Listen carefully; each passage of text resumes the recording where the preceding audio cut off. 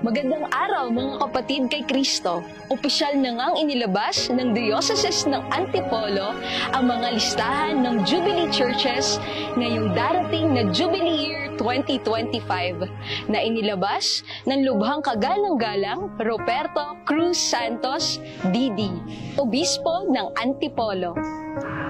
Upang ating lubusang maunawaan ang dakilang pagdiriwang na ito sa buong simbahang Katolika, samahan ninyo kami sa munting katisismo sa Jubileo. Sa tradisyong Katoliko, ang Jubileo ay isang natatanging taon ng pagbabalik loob, kapatawaran at pagbabago.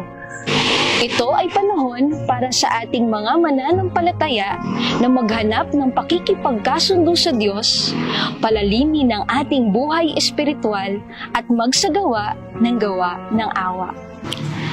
Ang konsepto ng Jubileo ay nagsimula sa Lumang Tipan, kung saan ang taon ng Jubileo ay ipinagdiriwang tuwing ika-50 taon bilang panahon ng kapatawaran, kalayaan at panunumbalik.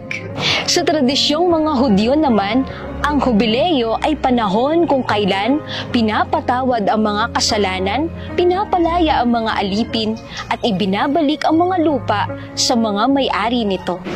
Layunin nitong paalalahanan ang bayan ng Israel na ang lahat ng bagay ay sa Diyos nagmumula. At ito ay isang pagkakataon upang magsimula ulit ng malaya mula sa mga nagdaang taon. Sa ganitong paraan, itatangi ninyo ang ika-50 taon. Ipapahayag ninyong malaya ang lahat sa buong lupain. Ito ay inyong taon ng paglaya. Ang alipin ay babalik sa kanyang sariling tahanan, at ang lupain na ipagbili ay isasauli sa dating may-ari. Sa Bagong Tipan, ipinahayag ng Panginoong Hesukristo ang kanyang Jubileo sa pamamagitan ng kanyang ministeryo. Ang Espiritu ng Panginoon ay sumasa akin, sapagkat hinirang niya ako upang ipangaral sa mga mahihirap ang magandang balita. Isinugo niya ako upang ipahayag sa mga bihag na sila'y lalaya, at sa mga bulag na sila'y makakakita. Isinugo ako upang palayain ang mga inaapi, at upang ipahayag ang panahon ng pagliligtas ng Panginoon. Sa pahayag na ito, sinasanggit ni Jesus na ang kanyang misyon ay magdala ng kalayaang espiritual, kagalingan, at puspos na biyaya, mga bagay na isinasakatuparan sa panahon ng Jubileo. Ang panahon ng Jubileo ay nagsimula noong panahon ni Papa Bonifacio Ikawalo noong taong 1300. Ito ay kanyang itinakda upang maging panahon ng penegrinasyon, pagpapatawad at pagpapanibago. Anya, ang taon ng Jubileo ay dapat ipinagdiriwang tuwing ika-100 taon, na kinalaunan ay pinaikli sa 50 taon na lamang. At sa huli, ito ay napagkasundo ang ipagdiwang kada 25 taon. Ang taon ng Jubileo ay natatanging tradisyon na sa buong simbahang Katoliko na siyang ipinagdiriwang sa nasabing tagal na panahon. Ngunit may mga pagkakataon kung saan ang Santo Papa ay nagpapatawag ng mga extraordinary jubilees, tulad na lamang ng katatapos na Jubilee Year of Mercy ni Papa Francisco noong 2016. May dalawang uri ng Jubileo sa ating simbahan, ang ordinaryong Jubileo at extraordinaryong Jubileo. Ang ordinaryong Jubileo ay pagdiriwang ng simbahan tuwing ika-25 na taon na siya ring bahagi na ng kalendaryo ng simbahan.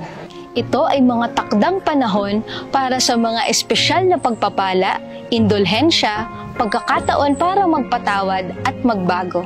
Habang ang extraordinaryo o pambihirang taon ng Jubileo naman ay tanging itinatakda ng Santo Papa bilang tugon sa pangangailangan at kahilingan ng mga mananampalataya sa buong mundo. Tulad ng ordinaryong jubileo, ito ay nagpapalalim rin sa aspeto o bahagi ng pananampalataya o gawi ng simbahang Katoliko. Ang indulhensya plenaria ay ang ganap na kapatawaran sa lahat ng mga pansamantalang parusa na dulot ng mga kasalanang napatawad na. Sa panahon ng jubileo, ito ay ipinapalit ng simbahan sa mananampalataya upang makamtan ito sa ilalim ng mga tiyak na kondisyon bilang paraan upang maranasan ang masaganang awa ng Diyos. Narito ang mga kondisyon upang makamit ang indulhensya plenaria ng simbahan. Una ay ang pagbisita sa mga itinalagang Jubilee Churches. Isang mahalagang simbolo ng taon ng jubileo ay ang banal na pintuan na binubuksan sa mga pangunahing basilika sa Roma bilang sagisag ni Kristo bilang pintuan tungo sa kaligtasan. Ang mga peregrinong dumaraan sa banal na pintuan ng may taus-pusong pagsisisi ay maaaring tumanggap ng indulhensya. Sa darating na Jubileo 2025, hindi lamang ang banal na pintuan, bagkus ang banal na krus ni Jesus ang dapat nating pagtuunan ng pansin. Ikalawa, ang kumpisal. Ang bawat peregrino ay dapat lamang humingi ng kapatawaran mula sa kanyang mga kasalanan sa pamamagitan ng sakramento ng kumpisal. Ito ay maaaring gawin sa mga itinakdang panahon o oras. Ikatlo, ang pagtanggap ng banal na komunyon. Ang Eukaristiya ay mahalagang bahagi ng pagtanggap ng indulhensya. Pinagyayaman at pinapalakas ng Eukaristiya ang kaluluwa. Inihahanda ito upang tanggapin ang biyaya ng Diyos.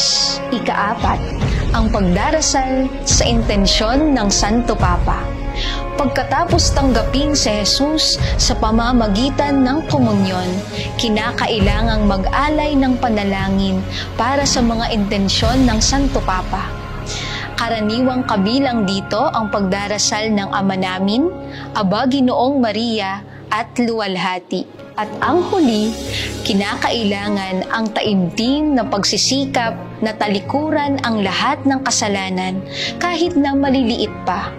Bagamat mahirap, ang kondisyong ito ay nag-aanyaya sa mga mananampalataya na magkaroon ng mas malalim na pagbabalik loob at pagiging bukas sa biyaya ng Diyos. Mayroon din ibang paraan upang makamit ang indulhensya plenaria tuwing taon ng jubileo. Una ay ang pagsasagawa ng mga gawain ng awa.